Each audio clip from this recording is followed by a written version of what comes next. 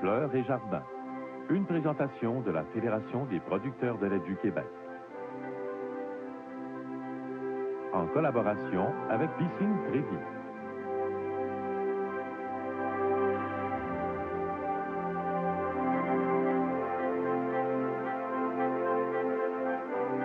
Eh bien oui, Féléja Frisquet, Noël s'en vient, c'est le temps de choisir son arbre de Noël. Et c'est pour ça qu'Albert nous a amenés dans la section de Fulford, près du lac Brome, dans cette magnifique plantation donc de sapins cultivés. Mais d'abord, il faut peut-être prendre garde, parce que quand on choisit un arbre de Noël, il faut se faire passer un sapin. Et non pas une épinette. Pourquoi donc? Bien, une épinette, ça dure généralement un peu moins longtemps que le sapin dans la maison. Un peu moins, c'est même une semaine plutôt que 5. Ça peut durer 2 semaines au lieu, c'est ça, d'un mois et demi dans le cas du sapin. Et l'épinette, ça sent un peu moins bon. Hein? Le sapin, ça restera toujours l'arbre de Noël le plus apprécié parce que ça sent très bon, ça embaume. Et ça peut durer jusqu'à un mois et demi lorsqu'il est dans l'eau et qu'il y a suffisamment d'eau. On dit même de l'épinette que ça sent mauvais à l'occasion. Ça peut sentir un peu le chat mouillé à l'occasion, ça dépend des épinettes. Alors, ce qu'il faudrait savoir, c'est différencier les deux. Comment fait-on pour savoir? C'est assez simple. Le sapin va faire des aiguilles qui sont plates, donc qui ne roulent pas dans les doigts. Et ces aiguilles-là sont attachées au rameau par une genre de petite couronne. Donc, lorsqu'on arrache l'aiguille, il y a une couronne qui vient. L'épinette, par contre, va faire plutôt des aiguilles qui sont quadrangulaires, donc qui vont très bien rouler dans la main et qui sont attachées sur un petit coussinet qui est saillant. Donc, lorsqu'on arrache l'aiguille, à ce moment-là, il y a un petit lambeau d'écorce qui vient avec. J'aimerais ça que vous nous racontiez, parce que c'est une véritable encyclopédie que notre Albert. D'où vient cette tradition de l'arbre de Noël? Bien, les premiers sapins sont apparus au Moyen Âge. En fait, les premiers sapins de Noël, évidemment. Ces sapins-là étaient utilisés dans des pièces de théâtre qui étaient présentées durant toute l'année, qui traitaient de rites ou de choses religieuses. Et la pièce qui était présentée le 24 décembre au soir, c'était une pièce qui traitait du paradis. Et généralement, il y avait... Ça s'appelait des mystères. Ça s'appelait des mystères, exactement. Il y avait un arbre qui était l'arbre du paradis, qui était un accessoire essentiel à ce drame-là. Et cet arbre-là, généralement, c'était un arbre fruitier. Malheureusement, au mois de décembre... En Allemagne? C'était en Allemagne, c'était assez difficile de trouver des arbres fruitiers avec des feuilles. Alors, on a utilisé, à un moment donné, on a utilisé un sapin, ou des fois, ça pouvait être remplacé par l'épinette. Et tranquillement, on s'est mis à les décorer. On a mis des fruits, on a mis des biscuits, des gâteaux dedans, même éventuellement des chandelles. Et le premier arbre de Noël qu'on a pu voir au Canada, c'est à Sorel, en 1781. C'est un baron allemand qui a décidé de couper un sapin dans sa cour, de le mettre dans sa maison, de le décorer. Et la tradition s'est perpétuée depuis. Et puis à ce moment-là, les gens allaient justement dans la forêt chercher leurs petits sapins, ce qui n'était pas une chose très écologique, alors que maintenant, justement, qu'on les cultive, ça l'est davantage. C'est beaucoup plus écologique, effectivement. La culture des sapins, c'est hautement écologique. C'est à peu près comme n'importe quelle autre culture, comme une culture maraîchère ou la culture du blé ou de l'avoine. Ce qu'on va faire, c'est qu'on va élever les sapins pendant 12, 13 ans. On va les cueillir, tout simplement. Et ce qui est intéressant, c'est qu'on les cueille pas d'un bloc, on les cueille graduellement. Donc, le sol n'est jamais complètement mis à nu. Ça protège le sol. Donc, ça protège le sol contre l'érosion dans un premier temps. Et ça offre un habitat très intéressant pour les oiseaux, pour les animaux, pour les insectes. Et en plus, ça a toutes les propriétés qu'on connaît très bien, de fournir de l'oxygène, etc. Il y en a des Ça attire les oiseaux, les insectes et même les chevreuils quand on est dans la région. Oui. Alors, qu'est-ce qu'on doit regarder quand on choisit un sapin? C'est bien important, dans un premier temps, de vérifier si les aiguilles sont souples. Ça va nous donner la garantie que le sapin a été cueilli depuis peu de temps, donc il est fraîchement coupé. Comment est-ce qu'on fait ça? On referme la main sur un rameau et on tire comme ça. Si les aiguilles tombent, c'est malheureusement pas un sapin à prendre. C'est peut-être même une épinette. C'est peut-être même une épinette. Alors, il faut faire attention. Il peut y avoir un petit peu d'aiguilles qui tombent quand même. C'est des aiguilles qui sont mortes durant l'été, qui sont restées là et qui vont tomber naturellement. Mais si toutes les aiguilles tombent, là, il faut se méfier. C'est un arbre qui a été cueilli il y a trop longtemps. Et il faut aussi s'assurer que cet arbre-là est un sapin. Alors, vous examinez en regardant les différences dont je vous ai parlé tout à l'heure. Ça, c'est bien important. Vous pouvez aussi choisir une épinette en pot. Oui, d'ailleurs, il y a des gens qui prétendent que c'est plus écologique que de l'acheter comme ça, mais ça n'est pas bon à toutes les occasions. Malheureusement, une épinette en pot ne durera pas très longtemps dans la maison. Ça pourrait durer 1 semaine, 2 semaines à la rigueur, mais malheureusement, elle va débourrer et lorsqu'on la ressort à l'extérieur, débourrer, ça veut dire quoi? Ça veut dire qu'elle pense que le printemps est venu. Et voilà, les bourgeons vont éclore tout simplement. Alors, l'idéal, ce serait de la laisser à l'extérieur. On peut décorer l'extérieur, mettre 2 petits pots avec des épinettes de chaque côté de votre balcon. Ça peut être intéressant. Ou encore, l'entrer pour 1 semaine dans la maison et la sortir aussitôt la couvrir de neige ou même avec une couverture thermale. Ou lui faire passer le passage dans le garage, peut-être un peu si on en a un. Peut-être un garage qui n'est pas chauffé. Alors, à donc, ce moment-là, on pourrait la replanter au printemps. Alors, quand vous la gardez dehors, il faut quand même protéger avec de la neige, je présume. Vous dites la recouvrir de neige complètement. Oui, ou encore avec une couverture thermale. C'était... Alors, donc, il est important aussi de différencier, parce que diverses sortes de qualités de sapins, on les reconnaît avec leurs petits rubans qui sont rouges ou bleus. Alors, donc, justement, on est ici à la plantation Bernier. On va rencontrer l'artisan.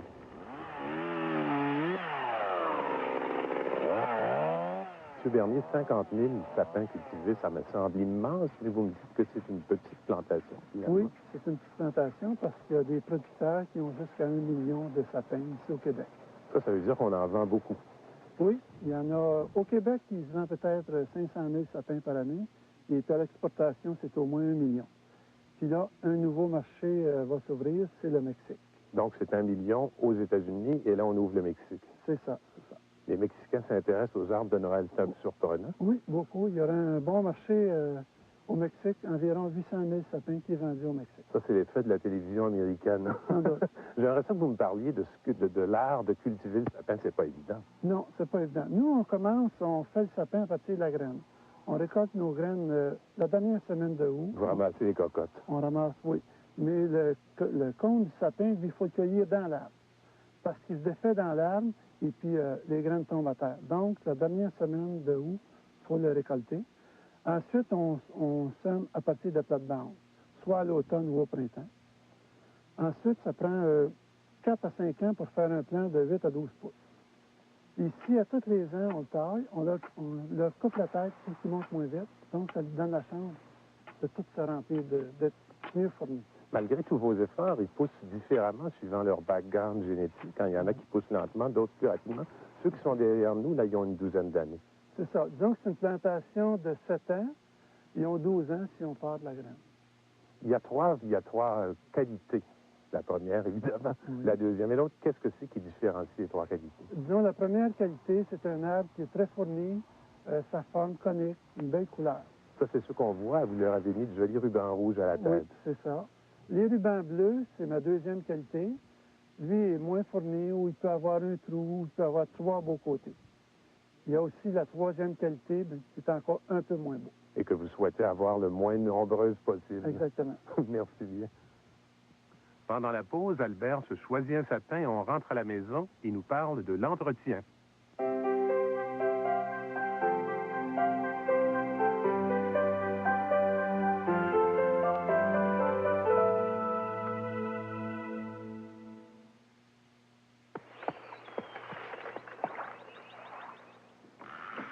Sacré papa.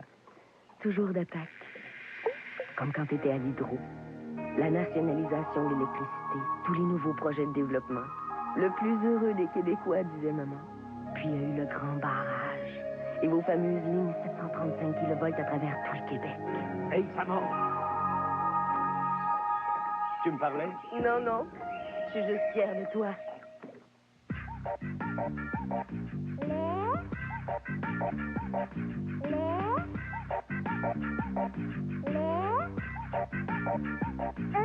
Jamais sans mon lait. Bonjour.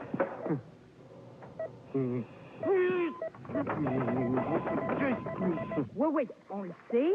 Jamais sans mon lait.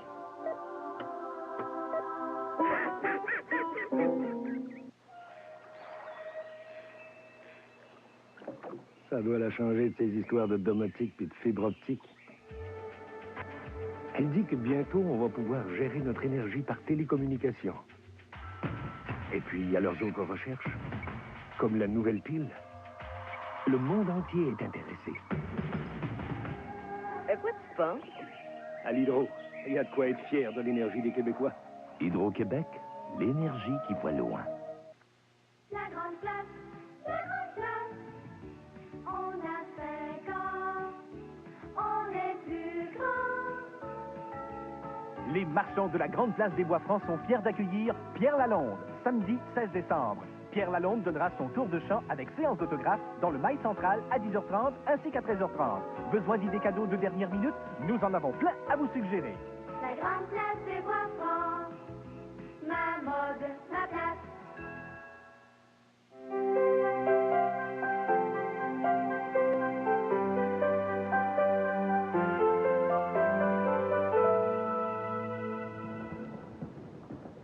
c'est bien pratique d'aller chercher un sapin, de se retrouver avec Albert qui le porte pour nous. Ça tombe bien, d'ailleurs, on a quelques questions à lui poser.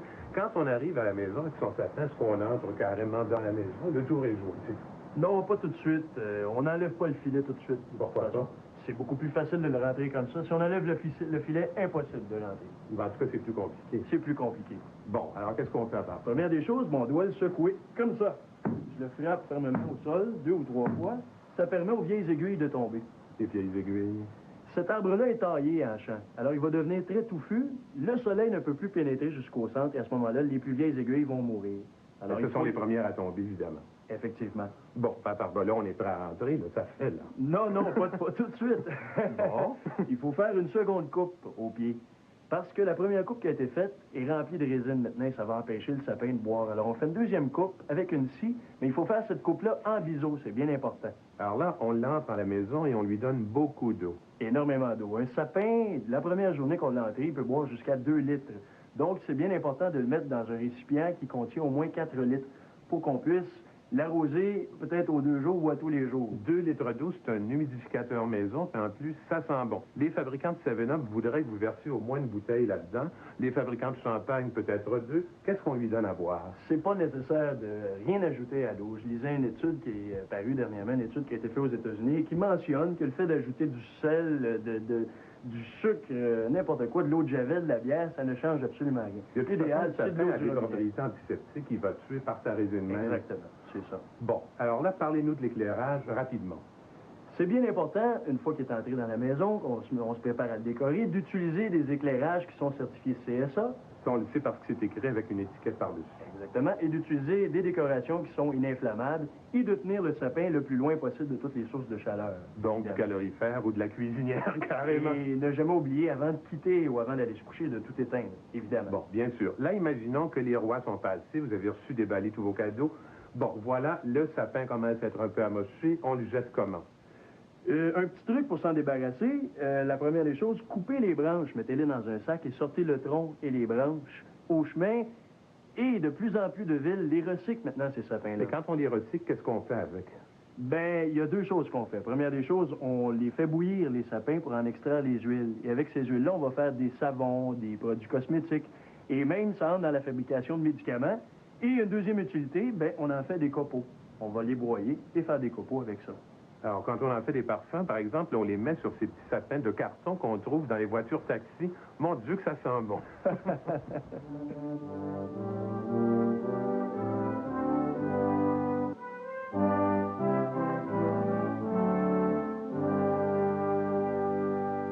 Si vous avez acheté une vinaigrette toute préparée qui vous déplaît, n'allez surtout pas la jeter. Si vous avez au fond d'un bocal un peu de beurre d'arachide de Rance, n'allez pas non plus vous en départir. Gardez-les jusqu'au printemps.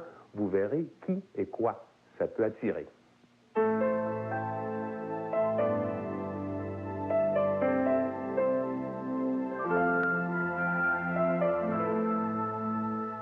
Eh bien oui, vous voyez devant nous de la vinaigrette qui contient des fines herbes, du beurre d'arachide, une boîte de thon à l'huile.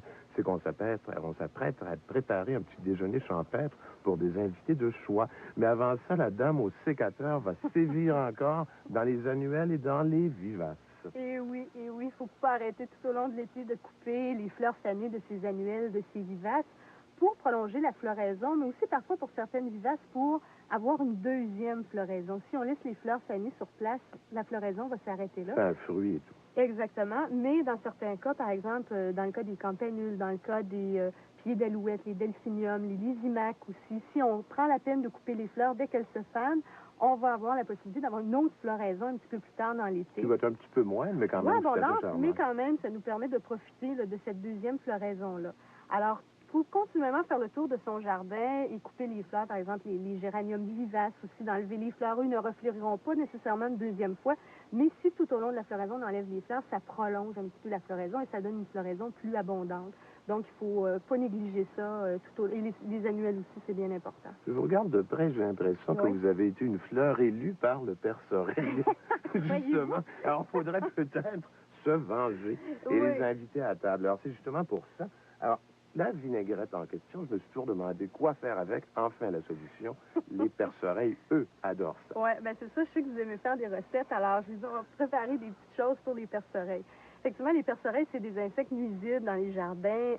Ils se cachent le jour et la nuit, ils sortent pour dévorer à peu près tout ce qu'il y a dans le jardin. C'est des insectes qui mangent énormément. Mais qui ne nous piquent pas, c'est pas dangereux. Non, pas du tout. C'est pas du tout dangereux pour les êtres humains, mais ça cause des gros dégâts dans les jardins et c'est pour ça qu'on essaie de s'en débarrasser. Et c'est difficile de les contrôler avec des insecticides parce que comme ils se cachent un peu partout où il y a des débris de plantes et tout ça, c'est difficile de les atteindre. Alors, il y a des petits pièges maison qu'on peut se faire. Magique. C'est ça, pour les attirer et pour une façon de les détruire.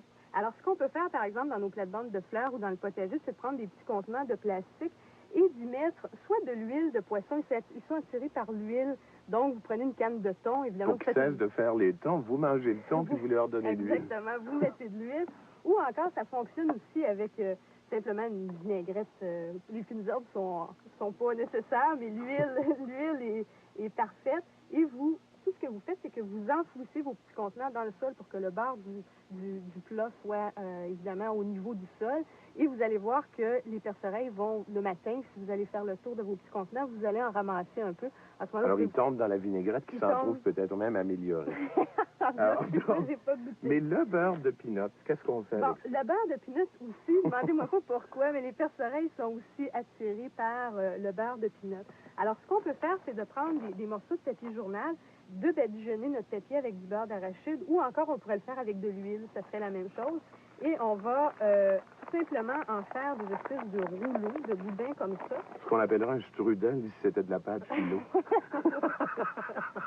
Et on va simplement attacher nos rouleaux. Et la même chose, on va les déposer le long des plates-bandes. Et les perce-oreilles vont aller, comme dès le lever du jour, ils cherchent des endroits, des cachettes là, à l'abri du soleil. Ils vont aller se cacher dans les interstices, ils vont se bourrer de beurre de pinot. Exactement, ils vont aller se cacher. Et le matin, vous prenez vos rouleaux, vous les secouez au-dessus d'une chaudière d'eau savonneuse et vous les détruisez comme ça.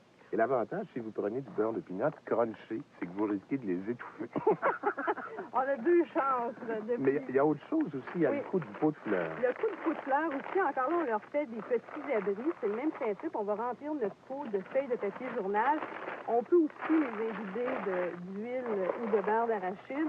Et on va tout simplement les mettre à l'envers dans le jardin. On pourrait même les accoter sur une petite roche. Les perce-oreilles vont aller se cacher. Et encore là, on secoue nos pièges au-dessus d'une chaudière d'eau savonneuse pour s'assurer qu'on les détruit complètement. Alors, c'est des petites techniques qui nous permettent de s'en débarrasser. Puis là, vous leur citez La Fontaine et bien pris qu'ils croyaient prendre.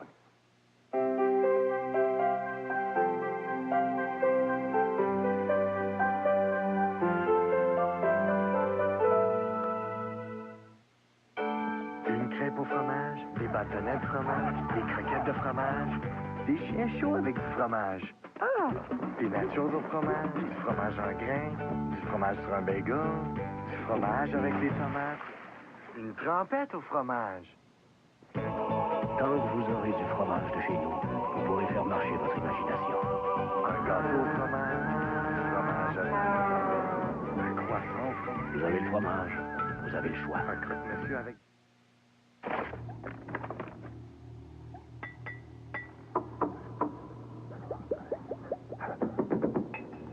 Jamais sans mon lait.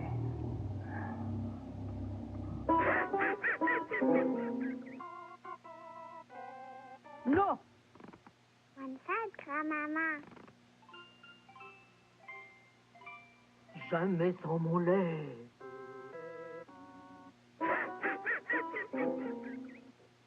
Vos bottes ne sont plus à la hauteur? Eh bien, changez pour les bottes Sorel du travailleur sportif. Rien n'arrive à la cheville des bottes Sorel du travailleur sportif. Ce sont les plus chaudes et les plus durables. Avec le travailleur sportif, c'est du choix comme nulle part ailleurs. Avec des modèles et des couleurs pour hommes, femmes et enfants. Alors, plutôt que d'envisager l'hiver en grinçant des dents, faites plaisir à vos pieds avec les bottes Sorel du travailleur sportif. Le travailleur sportif partout en province. Découvrez l'ambiance de rêve qui règne au centre-ville de Drummondville.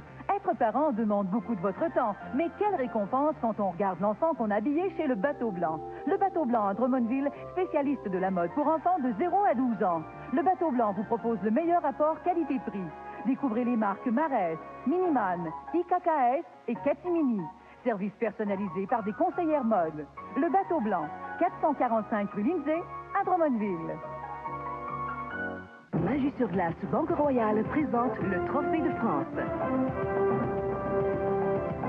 Ici José Chouinard. Ne manquez pas le Trophée de France sur le réseau TVA. Ce samedi et dimanche à TVA. Gérard s'attend à être nommé juge. J'ai 30 jours pour mettre tes affaires à l'ordre. Ils vont fouiller partout.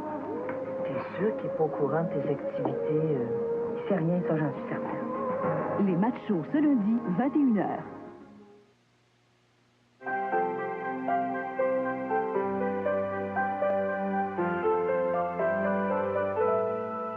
Il m'arrive parfois d'angoisser un peu à la venue de l'hiver parce qu'il fait bien froid et que l'herbe et les fines herbes et les fleurs me manquent. Alors je ferme les yeux tout doucement et je pense à Sylvie. Mais à Sylvie, dans le jardin botanique, au milieu des éricacées et des rhododendrons. Ah, que c'était beau.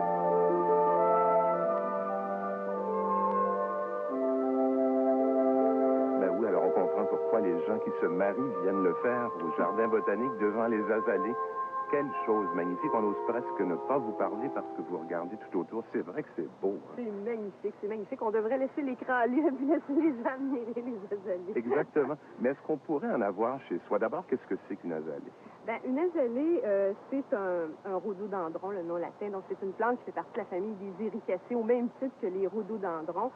La grande différence, on dit souvent que les rhododendrons ont des feuilles persistantes, c'est-à-dire qu'ils gardent leurs feuilles pendant l'hiver, que les azalées les perdent, mais il y a des exceptions, évidemment. Donc, les botanistes vont vraiment les différencier selon le nombre d'étamines. Alors, les azalées ont entre 5 et 8 étamines, alors que les rhodos en ont généralement 10, là, pour faire vraiment une distinction. Puisque c'est la même famille, on présume que ça se soigne à peu près de la même façon. C'est terre acide, semi-ombragé et quoi d'autre? Exactement. Semi-ombragé, terre acide, c'est principalement les deux règles qui vont faire que ça va bien pousser et aussi faire attention à l'endroit où vous allez le placer parce que c'est des plantes quand même qui sont à la limite de la rusticité. Donc, il faut absolument les placer dans un endroit protégé des vents dominants et essayer de favoriser l'accumulation de neige. Dans la région de Québec, par exemple, où il fait quand même plus froid, c'est pas la même zone qu'à Montréal, il y a de beaux rhododendrons parce que la neige les protège. Exactement. À Québec, on n'a plus de neige et on a même une belle collection d'éricacées au jardin de Métis qui est encore plus au nord. Et là, je vous amène, ou plutôt amenez-moi pour voir les rhododendrons. Certainement. C'est un oasis de calme dans la rumeur de la ville. Et oui. Qu'est-ce qu'on fait, Sylvie, pour s'assurer qu'on plante bien ces rhododendrons et qu'ils poussent convenablement? Bien, ce qu'il faut faire, les rhododendrons, les azalées préfèrent des sols acides, on l'a dit un peu plus tôt. Donc, il faut que le pH soit autour de 4,5, 5,5. Ça, le pH, c'est la mesure d'acidité du sol. Alors, il faut absolument, et comme dans la région de Montréal, la région de l'Outaouais, on a des sols plutôt basiques, c'est-à-dire qui sont le contraire d'être acides. Alors, il faut vraiment faire un bon trou de plantation et ajouter des choses qui vont acidifier. Donc, par exemple, d'ajouter beaucoup de mousse de tourbe, d'ajouter du compost de feuilles de chêne ou des choses comme ça qui vont acidifier. Des aiguilles de pin. Des aiguilles de pin, de recouvrir le sol avec des aiguilles de conifères, des copeaux d'écorce pour vraiment s'assurer que notre sol reste acide. Ça, c'est bien important. Qu'est-ce qui se produit si la terre n'est pas assez acide? Bien, si elle n'est pas assez acide, souvent, ce qui se passe, c'est qu'on va avoir des décolorations du feuillage, soit brunâtres ou jaunâtres, et qui vont produire, là, justement, souvent, c'est dû à ça, parce que les rhodos, les azalées, sont pas très attaqués par ils sont assez résistants aux insectes, aux maladies, il n'y a pas trop de problèmes. Donc, généralement, ce qu'on voit, c'est ça, c'est que quand le sol n'est pas assez acide, la plante a de la difficulté à assimiler le fer, ce qui fait que ça cause une décoloration comme ça du feuillage. Alors, il faut y voir si on veut les garder en bon état. Ben, bon succès.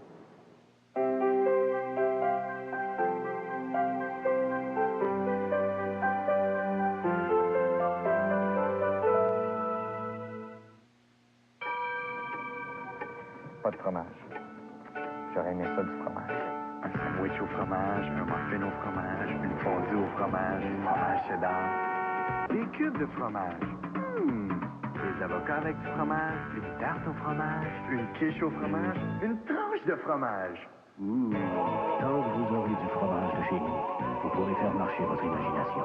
Du fromage avec une baguette, des rouleaux au fromage. Vous avez le fromage, vous avez le choix. Mini au fromage. Trouvez le le sommeil n'est pas toujours facile, surtout avec des problèmes de dos et de digestion difficiles. Heureusement, il y a le lit ajustable Ultrasage qui introduit la thérapie par massage multidirectionnel, une technologie éprouvée dont les bienfaits sont démontrés par la recherche médicale. Ultrasage offre une multitude de positions. Améliorez la qualité de votre respiration et de votre digestion avec la position tête relevée. Retrouvez un sommeil des plus relaxants en position pied relevé.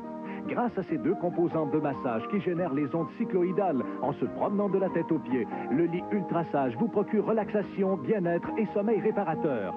Faites comme des milliers de gens qui comptent sur Ultrasage pour les soulager des malaises et fatigues de la journée. Fabriqué au Québec, le lit Ultrasage est un produit exclusif et non disponible en magasin.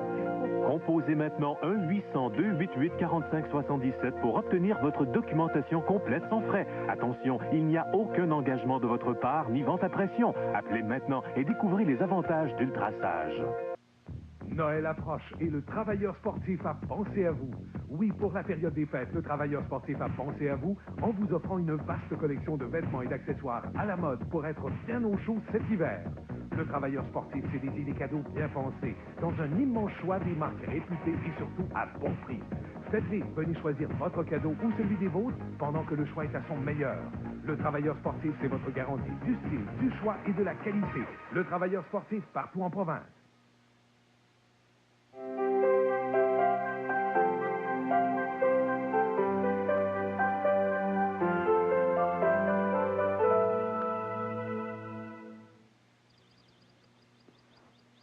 Vous entendez ce merveilleux oiseau, c'est un oiseau avertisseur. On le plante comme ça dans son pot de fleurs ou dans ses plantes vertes et il nous avertit quand il n'y a pas assez d'eau. Ce petit oiseau, c'est un des merveilleux cadeaux de dernière minute que nous allons vous proposer, Sylvie, Albert et moi, pour Noël. Des livres, des outils, des bidules merveilleux, des tulipes électriques qui éclairent la nuit, qu'on peut éteindre avant d'aller se coucher la semaine prochaine à Fleurs et Jardin.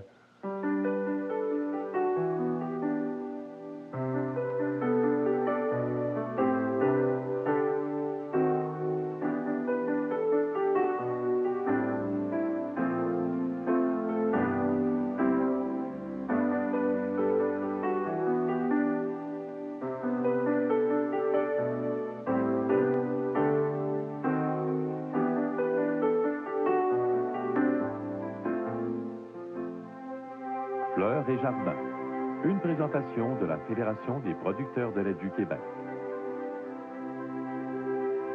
En collaboration avec Piscine Trévis.